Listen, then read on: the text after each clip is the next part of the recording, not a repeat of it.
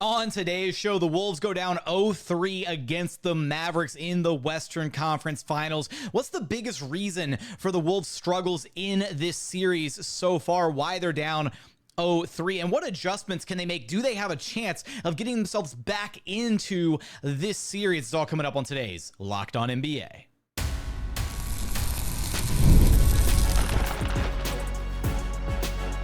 You are Locked On NBA, your daily NBA podcast. Part of the Locked On Podcast Network, your team every day.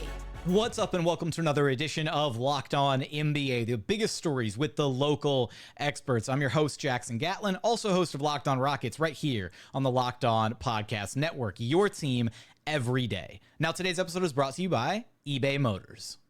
Passion, drive, and patience. The formula for winning championships is also what keeps your ride or die alive. eBay Motors has everything you need to maintain your vehicle and level it up to peak performance. Superchargers, roof racks, exhaust kits, LED headlights, and more. Whether you're into speed, power, or style, eBay Motors has you covered. With over 122 million parts for your number one ride or die, you'll always find exactly what you're looking for. And with eBay Guaranteed Fit, your part is guaranteed to fit your ride every time or your money back. Because with eBay Motors, you're burning rubber, not cash. With all the parts you need at the prices you want, it's easy to make your car the MVP and bring home huge wins. Keep your ride or die alive at ebaymotors.com. Eligible items only. Exclusions apply. eBay Guaranteed Fit only available to U.S. customers. Joining us now is the host of Locked On Wolves, Ben Beecken, who you can track down wherever you listen to your podcast or on YouTube. Just search Locked On Wolves. And Ben, unfortunately, right now, the Minnesota Timberwolves find themselves on the wrong side of an 0-3 standing here in the Western Conference Finals. A far cry from how things felt at the beginning of their last series, going up 2-0 against the Nuggets. And when you look at this game 3 in Dallas, down as many as 12, you have the huge third quarter, right? A huge response post halftime. Anthony Edwards, massive third quarter. They even take control of this game at one point, top of the quarter. I want your thoughts on this. I'm curious because where did you see this game kind of get away from the Wolves after it felt like they maybe found something that was working there in the second half? Yeah, I think it's been such a weird series so far because it's not just one thing, and it wasn't in this game either. It's just like everything that they're doing in this series is just a little bit worse than it needs to be in the playoffs, a little bit worse than it has been all season. The offense overall has just been poor, and Ant had a monster third quarter. And then, he got his customary break at the beginning of the fourth, and they kind of hung around. I think he sat for about 3.5 minutes. When he came back in, it was like a one possession game. And of course, they actually had a lead with 5 minutes to play in this game. But the offensive consistency for Minnesota, the process has not been good. And in this game, they did a good job overall of getting Ant off the ball a little bit more, not wearing him down, bringing the ball up the floor. And then he exploded, as you mentioned, in the third quarter. But then down the stretch, it was, again, just the overall process. The spacing with Rudy Gobert on the floor has been more problematic in this series because Dallas has been more willing to play small, and the Wolves are missing the open threes that they do generate. That to me was the biggest thing in this game, and it was big in the fourth quarter. They get Naz Reid and Mike Conley both miss semi-open threes off of kind of late shot clock situations. They come down on the other end, and PJ Washington hits an open corner three when Ant's a little bit late on a rotation. He kind of gets caught ball watching when you obviously can't do that final 2 minutes of a playoff game. So it's been those little things, and that's just how playoff games are more often than not. The Denver series for Minnesota was so weird because virtually every game was a blowout in some, one way or the other. All three of these games have been close, and the Wolves have been sloppy on the margins. The fourth quarter was another example of that. It just was kind of the Dallas chipped away. When you get a consistent Luka or Kyrie usually generate a good look for themselves or for a teammate, and the Wolves just don't have that same level of consistency offensively, and they often find themselves scrambling. And then even when they do get a good look, at least in the last couple of games, they had a big 3-point advantage in the first game and lost. The last couple of games, that advantage went away, and we saw that, in a big way in the fourth quarter. Matchups are everything in the NBA landscape, especially when you make it to the postseason, and where it felt like maybe the way that this Wolves team has been constructed, having the double bigs and Naz Reid off the bench, all of that felt like such a luxury to have against the Nuggets and Jokic being able to throw multiple bodies at him. Whereas, as you already highlighted, that spacing issue with Gobert on the floor has been problematic for the Wolves in this series against Dallas. They're doing a really good job of mucking things up. And I was honestly shocked that the Wolves coaching staff elected to go back to Rudy Gobert with the way things looked there in the fourth quarter, because it kind of felt like they had found something where, hey, especially with this fantastic as Kyle Anderson was playing in this game, I thought, oh man, they're going to ride the hot hand and let him close this game out. So when they came back with Gobert for Towns for a split moment there, I thought, okay, maybe they're just getting Towns a breather, and then he comes back in to close the game. And I was shocked when Towns came back in off the bench and picked up Anderson. I was like, oh no, this is going to be, and they scored from that point. It was a little over 3 minutes to go in the game. They scored 2 points the rest of the way after that switch was made. Like that was, I felt like almost like the dagger themselves, where they shot themselves in the foot by going back to the lineup that was struggling to generate offense in the first place. Yeah, and the only bucket they made was that meaningless ant layup with 15 seconds left. Their last made field goal was with over 5 minutes to play. It was Kyle Anderson, besides the garbage time bucket from Ant. They had 1 point. It was a Nasrid free throw in that 5 minute stretch.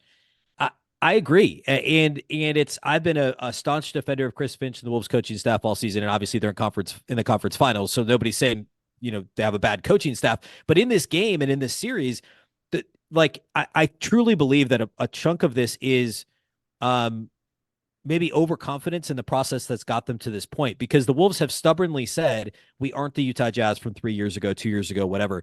We are this year's Minnesota Timberwolves. We have great perimeter defenders. We can leave Rudy on the floor. We're matchup, we're it doesn't matter. We're what's the word I'm looking for? That it does matchup resistant, right? It doesn't matter who we're playing against.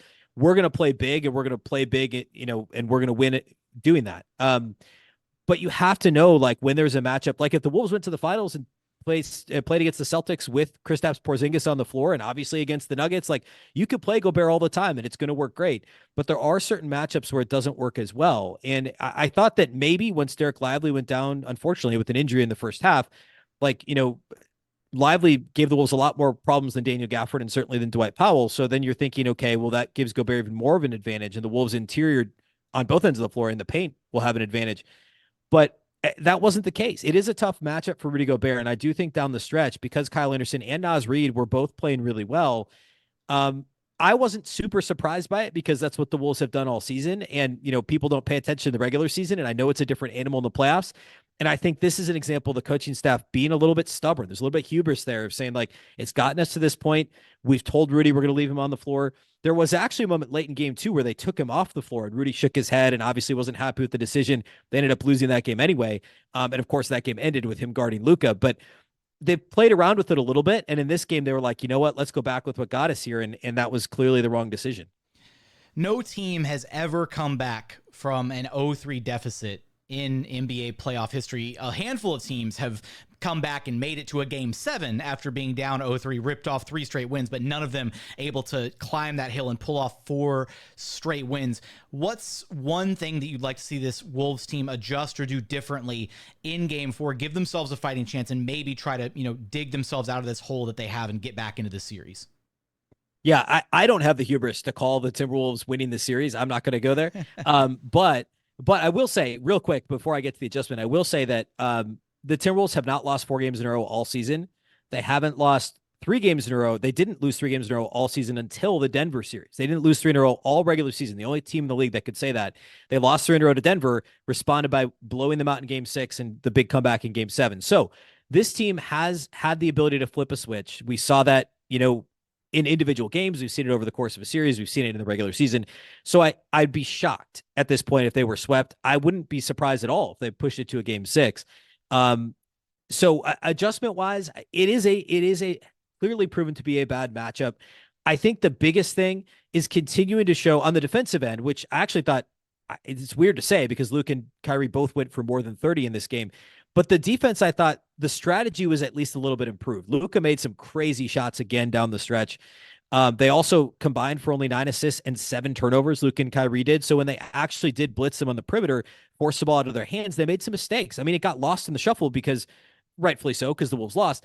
But Luka did turn the ball over. He traveled, and then the next possession down the floor, he threw it right to Jaden McDaniels. Like, there were multiple bad possessions the Wolves forced from Luka because of Jaden McDaniels' length. It's just they couldn't capitalize on offense. So defensively, I think it's still just mixing up the looks. It's blitzing a little bit more often. It's maybe playing a little bit smaller, a little bit more often, just easing back on Rudy minutes here and there. You don't have to do it if you make the finals. Right now, you just got to win a game and play around with that a little bit.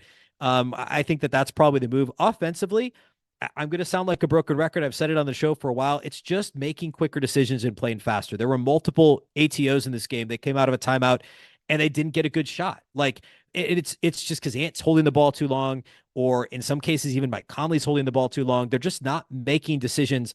Ant's not getting off the ball fast enough in some cases. So it's just playing a little bit faster and oversimplifying things, but making open shots. I mean, they were 9 of 30 on threes in this game. They missed 5 free throws again. They missed 6 free throws the other night. Just some of those things again on the margins where you can get away with it when you're playing well otherwise, but you can't miss wide open threes in the playoffs if, PJ Washington's going to make them. And Derek Jones Jr. is going to go 3 for 3 outside the arc, and they're going to make 50% of their threes. You can't go 30% from outside the arc. So it's some of those things on the margins that you clean up a little bit. I mean, they've been right in all of these games, winning with 5 minutes to play here, losing by a combined 4 points in 2 games at home. They're in these games regardless of the matchup problems and how good Luka and Kyrie's been. So I really do think they win Tuesday, and I think they've got a good shot at winning again at home in Game 5 and forcing a Game 6 back in Dallas. They just got to make some of these tweaks and then come through down the stretch. Can the Wolves become the NBA's first ever team to make it back from an 0-3 deficit? How much further can they push the Mavs this year? Can they survive Game 4 in Dallas? You're going to have us covered for all of that and so much more over at Locked On Wolves. Ben, thanks for stopping by Locked On NBA with me. Yeah, thanks for having me.